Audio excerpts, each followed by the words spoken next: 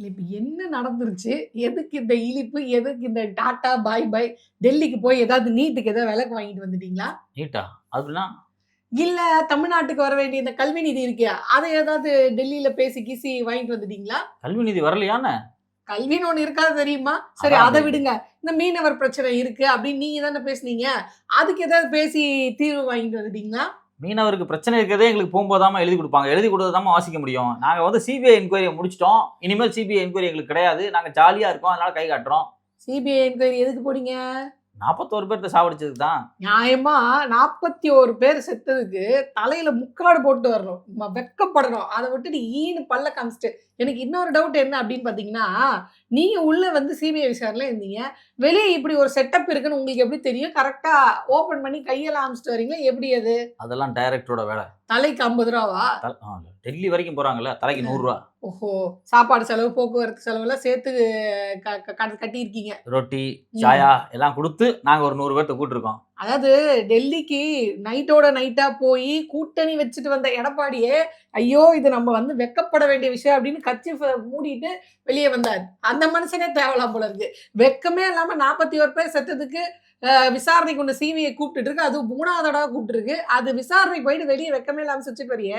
இப்ப நான் என்ன கேட்கிறேன், இதே மூஞ்ச வந்து கரூர்ல காமிச்சிருந்தா, இதே மாரி வெளிய எந்திரிச்சு நின்னு அந்த மக்கள பார்த்துட்டு போயிருந்தா, இந்த கேஸ் வந்திருக்குமா முதல்ல? கரூர்ல நான் வெளிய காமிச்சிருந்தா எனக்கு கிரவுடே வந்திருக்காது. ஓ! அப்ப கிரவுட் சேர்க்கறதுக்காக அங்க வந்து மூஞ்ச காட்டாம இருந்தீங்க. இங்க கிரவுட் சேர்க்கறதுக்காக மூஞ்ச காட்டியிருக்கீங்க. You are correct. இதான் என்ன எங்களோட ஒரு ஸ்ட்ராட்டஜி. ராஜதந்திரம். அதாவது சிபிஐ என்கொயரிக்கு கூப்பிட்டாங்க. சரி, நாங்க போனோம். சரி. என்கொயரிய முடிச்சுட்டாங்க. முடிச்சுட்டாங்க. நீங்களா ஒரு முடிவுக்கு வந்துறாங்க. இந்த ஒரு மீம்ஸ் இருக்குல்ல, மாமா நான் குழம்பு வச்சிருக்கேன். என்ன குழம்பு? மீன் குழம்பு. அது மீன் குழம்பா இல்லையான்றத நான் சாப்பிட்டு பார்த்து சொல்றேன். நீயா பேர் வைக்காத. அந்த மாரி தான் சிபிஐ விசாரணையும். அதாவது முடிஞ்சிருச்சா இல்லையான்னு நான் சொல்றேன். நீயா அந்த முடிவு எடுக்காத. முடிஞ்சிருச்சுமா. நான் என்ன சொல்றேன் அப்படின்னா, எங்கள கூப்பிட்டது 41 பேர் என்கொயரிக்குன்னு நீங்க நினைச்சிட்டு இருக்கீங்க. ம். அது கிடையாது. என்ன? எங்கள கூப்பிட்டது கூட்டணி பேச்சுவார்த்தைக்காக. அதுதான் இல்லன்னு உங்க ஐடி விங்க அபிஷியலா சொல்லிருச்சு. அதான் சொல்றேன். நாங்க கூட்டணி சேர முடியாதுன்னு அமித்ஷாவ பார்த்து நேருக்கு நேரா பேசிட்டு வந்திருக்கிறோம். இத தெரியுமா? நாங்க நம்பணும். வேற வழியே கிடையாது. நீங்க நம்பி தான் ஆகணும். எங்களோட ஐடி விங் போட்ட கருத்தை பாத்தீங்களா? சொல்லுங்க. என்னதான் போட்டிருக்காங்கன்னு பாப்போம். கல்லாப்பெட்டி கனவுகளும் கற்பனை போர் வீரர்களும். தனக்கு தானே ஏதோ அறிவுரை சொல்லியிருக்கிறாங்க போல இருக்கு. அதாவது முதல்ல படிச்சு பாருங்க. ஆ. தேவையில்லாம எங்க கட்சியை நீங்க அவதூறு பண்றீங்க. ம். தமிழக அரசியல் களத்தில் மாபெரும் புயலாக உருவெடுத்துள்ளது என்ன தாவேகா. கஜா புயலா? கஜா புயல் அப்படின்னா நீ ரோட்டுக்கு வந்தா தானே மழை பெய்யுதா புயல் அடிக்குதான்னு தெரியறதுக்கு. வீட்டுக்குள்ளேயே இருந்தா கஜா புயலா இல்ல காஜா புயலான்னு சொல்றீங்க. எந்த சரி, ஒரு ஏதோ ஒரு புயல். எந்த ஒரு கட்சியினுடன் கூட்டணி குறித்து பேசவே இல்லையே என்பதை ஆணித்தரமாக சொல்றோம் நாங்க. இதுவரைக்கும் நாங்க கூட்டணிக்கு பேசியிருக்கோமா முதல்ல? சும்மா நீங்களா சோசியல் மீடியால உட்கார்ந்து யாராவது வந்தா தானே கூட்டணி பேச முடியும். நீங்களும் தான் ஆட்சியில பங்கு, அதிகாரத்தையும் பங்குன்னு சொன்னீங்க. ஒருத்தனாவது உங்களை ஒரு கட்சின்னு நம்பி வந்து கூட்டணிக்கு உட்கார்ந்தாங்களா? கடைசிக்கு அந்த ஒரு கட்சி இருந்தது. அந்த தொப்பி போட்ட வாப்பா ஒருத்தர் வாண்டடா போய் தாவேகாக்கு சப்போர்ட் பண்ணிட்டு இருந்தாரு டிவியா. அவருமே என்னோட ஆதரவை வாபஸ் வாங்கிக்கிறேன்ட்டாரு. எந்தாவது கட்சி வந்தாதாங்க கூட்டணி பேச நாங்க முடியும். ஒரு வராத கட்சிக்கு எப்படி கூட்டணி பேச உறுதியா முடியும்? சொல்றோம். நாங்க என்னன்னு? எந்த கட்சியோடையும் கூட்டணி பேசல. வரல. கூட்டணிக்கு வரல. உங்கள மாதிரி சில ஊடகங்கள் உட்கார்ந்துகிட்டு சரி. தேவையில்லாம அவதூறு கருத்துக்களை பரப்பி கொண்டிருக்கிறீர்கள். அது எங்களுக்கு சரி, மிகப்பெரிய எனக்கு அவமானம். லிஸ்ட் போடுங்க. இந்த கட்சிலாம் கூட்டணிக்கு வந்தது. நான் தான் வேண்டான்ட்டு கூட்டணி பேச்சுவார்த்தைக்கு போல. முதல்ல லிஸ்ட் போடுங்க பாப்போம். எங்களுக்கு ட்ரம்ப் கேட்டார். சரி. அமெரிக்காவிலேயே வந்து நீங்க தேர்தல்ல நிக்கலாம் அப்படின்னாரு. அங்க வாக்குரிமை இல்ல எங்களுக்கு எங்களுக்கு வாக்குரிமை வேண்டாம். கிடையாது. லண்டன்ல கேட்டாங்க. யாரு? அதாவது சங்கீதா கேட்டாங்க. அங்கேயே வந்து தேர்தல் அவங்க நிக்க சொன்னாங்க. விவாகரத்து நோட்டீஸ் கேட்டாங்க. அத வேணா நான் ஒத்துக்கிறேன். இல்ல லண்டன்ல தேர்தல்ல நிக்கலான்னு பார்த்தேன். ம். என் ஒய்ஃபுக்கு என் பசங்களுக்கு மட்டும் தான் இருக்குன்னு விஜயே சொன்னாரு. நாங்க சரி. கட்சி தலைவர் சொல்லிட்டாரு. நாங்க விட்டுட்டோம். அ. நார்த் கொரியா தலைவர் கேட்டாரு. யாரு? 15 மிசைல நேத்து வெடிச்சு காமிச்சாருல. ஓஹோ. எதுக்குன்னு நினைக்கிறேன்? கூட்டணி சக்சஸ்க்காக தான் வெடிச்சு காமிச்சிருக்காரு. நீங்க பாஜக கூட கூட்டணி வச்சிருக்காங்க. அவரு வந்து பட்டாசு நாங்க போட்டு பாஜக கூட போயிருக்காங்க. கூட்டணி கிடையாதுமா. அவரு கூட நார்த் கொரியால போய் கூட்டணி வைப்பாங்க. மொத்தத்துல நீங்க தமிழ்நாட்டுக்கு கூட கூட்டணி வைக்கல. அது தமிழ்நாட்டுக்கு நல்லது. வேற எங்கனா போய் வச்சு தொலைங்க. அத பத்தி எங்களுக்கு கவலை இல்ல. நாங்க சைனா ஜிங்பிங் கூட பேசிக்கிட்டு இருக்கோம். இது ஜிங்பிங் தெரியுமா? அவருக்கு தெரியாமையா பேச்சுவார்த்தை நடத்தது பாருங்கம்மா. நீங்க உங்களுக்கு தேவையில்லாத ஆட்கள் வந்து சரி. நாங்க ஏதோ இந்த லோக்கல் கட்சிகளோட பேச்சுவார்த்தை சரி, நடத்திட்டு இவ்வளோ இருக்க மாதிரி. இன்டர்நேஷனல் லெவல்ல நீங்க பேசுனீங்க. ஓகே. நான் கேக்குற தமிழ்நாட்டுல உங்க கூட எந்த கட்சி கூட்டணிக்கு வந்து பேச்சுவார்த்தைக்கு வந்தது? நீங்க யார் கூடயுமே பேச்சுவார்த்தை நடத்தலன்னு சொல்றீங்களே ஐடி விங் சார்பா. எந்த கட்சி கூட்டணிக்கு வந்தது? அத முதல்ல மட்டும் எங்களை சொல்லுங்க. வந்து வெளிப்படையாகவே வந்து திமுகவே எங்களை கூட்டணி கூப்பிட்டாங்க. நாங்க போகல. அதிமுக கூப்பிட்டாங்க போகல. பாஜக கூப்பிட்டாங்க போகல. ஜப்பான்ல ஜாக்கி சான் கூப்பிட்டாங்க, இங்க மைக்கேல் ஜாக்சன் கூப்பிட்டாங்க. என் கரகம் இந்த லோக்கல் கரகாட்ட கும்படியில வந்து நான் மாட்டிக்கிட்டேன். அதானே இது. நீங்க சொல்றது தப்பு. நீங்க என்ன சொன்னீங்க நேத்துக்கு? என்ன சொல்றாங்க? என்ன பவன் சொல்லிருக்கீங்க? கல்யாணம் எங்களை வந்து இடைத்தரகராக இருந்து பேச்சுவார்த்தை முடிவு கொண்டிருக்காருன்னு சொல்லி உங்கள மாதிரி ஆட்கள் மீடியால உட்கார்ந்துட்டு சரி, பக்கம் பக்கமா எழுதி எங்க கட்சி அவதூறு பண்ணிட்டு இருந்தீங்க. சரி. ஆனா நேத்துக்கு பேட்டி கொடுத்த பவன் கல்யாணம் என்ன சொல்றாரு? இல்லங்க 20 வருஷமா ஆச்சு நாங்க பேச்சுவார்த்தை பேசியே அப்படிங்கிறாரு. பவன் கல்யாண் சொல்றாருல, ம். பிரஸ் மீட் பண்ணி பவன் கல்யாண் நான் 20 வருஷம் ஆச்சுங்க மீட் பண்ணின்னு சொல்றாரு. உங்க தலைவர் என்ன பண்றாரு? உங்க அண்ணன் வந்து அதே பிரஸ் வச்சு ஆமாங்க நாங்க அவர் கூட எந்த பேச்சுவார்த்தையும் கிடையாது, நான் கூட்டணி வைக்கல, கொள்கை எதிரி அப்படின்னு ஒரே ஒரு பிரஸ் மீட். பவன் கல்யாண் மாதிரி உங்களை மாதிரி அவரு பெரிய ஸ்டார் தான், ஆந்திரால துணை முதலமைச்சர் தான். நீங்க அதே இதை பேச வேண்டியதானே, பிரஸ் மீட் வச்சு பேசுவார். மறுக்க வேண்டியதானே. எங்க கட்சி தலைவி ஒரு நாள் சொல்லுவாங்க, அண்ணன் எங்க அண்ணன் பேசுவாரு. யார் அது தலைவி? தலைவி எங்க கட்சி தலைவி உங்களுக்கு தெரியாதா? தெரியாது. உங்க கட்சியில யாரு? விஜய் தான் தலைவர்.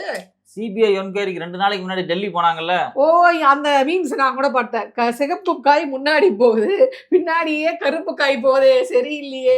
அதே தானே இது? உண்மைதானே? அது அப்போ நீங்க எங்க தலைவரை கருப்புன்னு சொல்றீங்க. அப்போ நாங்க அதை வன்மையா கண்டிக்கிறோம்.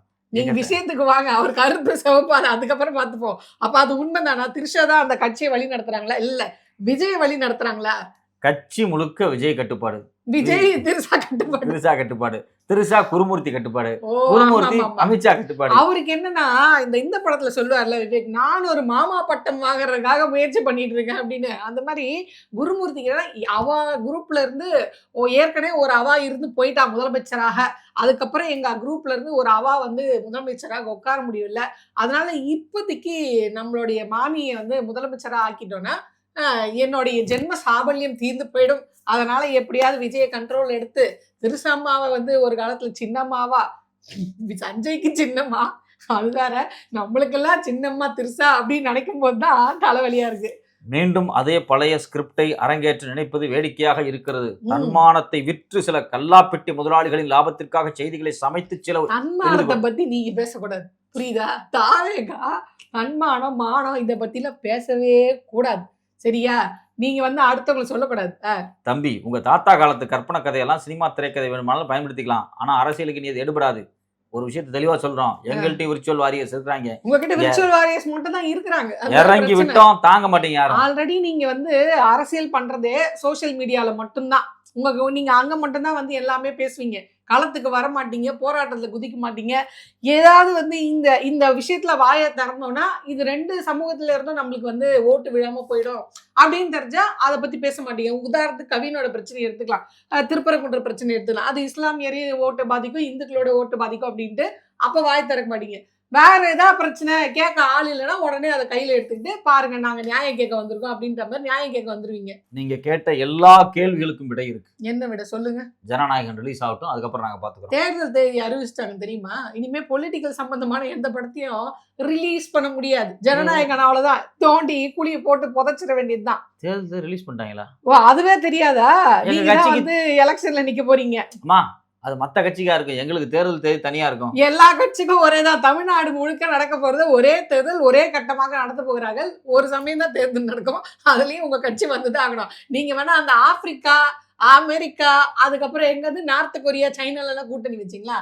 அங்க வேணா நீங்க போய் தனியா நடத்திக்கோங்க. ஆனா தமிழ்நாட்டுக்கு தேர்தல் தேதி வந்து அறிவிச்சாச்சு, 23/4/2026. சரிமா, தேர்தல் தேதி அறிவிச்சிருக்கு, ஜனநாயகம் என்னமா நாங்க ரிலீஸ் பண்ணுவோம். அந்த படத்து மேல இருக்க சர்ச்சை கருத்து என்ன அப்படின்னா, நீங்க அரசியல் ரீதியான கருத்துக்களை வந்து அதுல உள்ள வச்சிருக்கீங்க.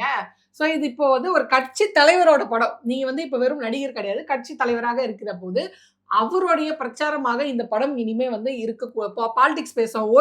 ஒரு கட்சி சார்பாக பேசக்கூடிய கருத்து இந்த படத்துல இருக்கிறதுனால ஜனநாயகன் படம் 99.9% ரிலீஸ் ஆகிறதுக்கான வாய்ப்பு கிடையாது. நீங்க இதுக்கு முன்னாடி ஒரு வார்த்தை சொன்னீங்க பாத்தீங்கன்னா, தேர்தலுக்கு முன்னாடி வந்தா இளைய தளபதி, தேர்தலுக்கு அப்புறமா வந்தா தமிழக முதல்வர் விஜய் அப்படின்னு போட்டு போவாங்க. அந்த மாதிரி வேணா ஏதாவது கற்பனை பண்ணிட்டு உட்கார்ந்துருங்க, தேர்தல் முடிஞ்ச பிறகு ரிலீஸ் பண்ணிக்கலாம். ஓகே, தேர்தல் முடியட்டும், கவுண்டிங்க்கு முன்னாடி நாங்க படத்தை ரிலீஸ் பண்ணுவோம், ரிசல்ட்டையே மாத்துவோம் நாங்க. அதுக்கா ஏங்க, எலெக்ஷன் முடிஞ்ச பிறகு படத்தை ரிலீஸ் பண்ணி எப்படி நீங்க வந்து ரிசல்ட் மாத்தீங்க? அது பாஜகவோட ஸ்டைல். இப்படி பேசலாமா? பெட்டியை மாத்தி எலெக்ஷன் தானே முடிஞ்சிருக்கு, ரிசல்ட் அறிவிச்சாங்க. ரிசல்ட்டுக்கும் எலெக்ஷனுக்கு இடையில இத்தனை நாள் கேப் இருக்குல்ல, அதுல நாங்க படத்தை ரிலீஸ் பண்ணுவோம். மாத்த போறீங்களா? பாஜக மாத்தின மாதிரி பணப்பெட்டி ரிலீஸ் பண்ணுவோம், அதே தேர்தல் பெட்டியை மாத்தும். தேர்தல் பெட்டி எப்படி மாத்தல எனக்கு புரியல. படப்பெட்டிக்கும் தேர்தல் பெட்டிக்கும் என்ன சம்பந்தம்? பாஜக மாதிரி நான் திருட்டுத்தனமா லாரி அனுப்பிச்சு ராத்திரியோட ராத்திரியா இல்ல சாயங்காலமா நான் வந்து பெட்டியை மாத்துவேன்னு சொல்லுங்க. அதனால நீங்க ஜெயிக்கிறதுக்கு வாய்ப்பு இருக்குன்னு சொல்லுங்க. நான் நம்புறேன். அதை விட்டுட்டு தேர்தல் முடிஞ்சிருமா, படம் ரிலீஸ் ஆகுமா, அதனால இந்த வெற்றி அது முடிஞ்சிருச்சு, அவ்வளவுதான். 24ஓட உங்க கதை முடிஞ்சிருச்சு. அதுக்கப்புறம் யாரு ஜெயிக்க போறான்ற முடிவு எண்ணிக்கையில தெரிஞ்சிடும். 4ஆம் தேதி 5ஆம் மாசம் 2026ல உங்களுக்கு என்ன இது அப்படின்ற ரிசல்ட் வந்து வெளியாகிடும். சரி, ஓகே, ரைட், ரிசல்ட் வரட்டும், நாங்க பாத்துக்கிறோம். அடுத்த நாடாளுமன்ற தேர்தல் வரும்ல 29ல, அப்ப நாங்க பாத்துக்கிறோம். எனக்கு ஒரு பழமொழி தான் ஞாபகம். உள்ளூர்ல ஓணாம் பிடிக்க தெரியாதவன் வெளியூர்ல வேணாம் என் வாய கலராதீங்க. எங்க அண்ணன் இந்தியாவுக்கு பிரதமர் ஆவார் தேர்தலில் ஜெயிச்சாருன்னா. 26 தேர்தலில் ஜெயிச்சு இந்தியாவுக்கு பிரதமர் ஆகிட்டு தான். அதுக்கு நீங்க 2026 தேர்தலில் போட்டியிடக்கூடாது, 2029 நினைக்கிறேன். அப்ப வந்து பாராளுமன்ற தேர்தல் வரும். அப்ப வேணா உங்க அண்ணனை போய் நிக்க சொல்லுங்க.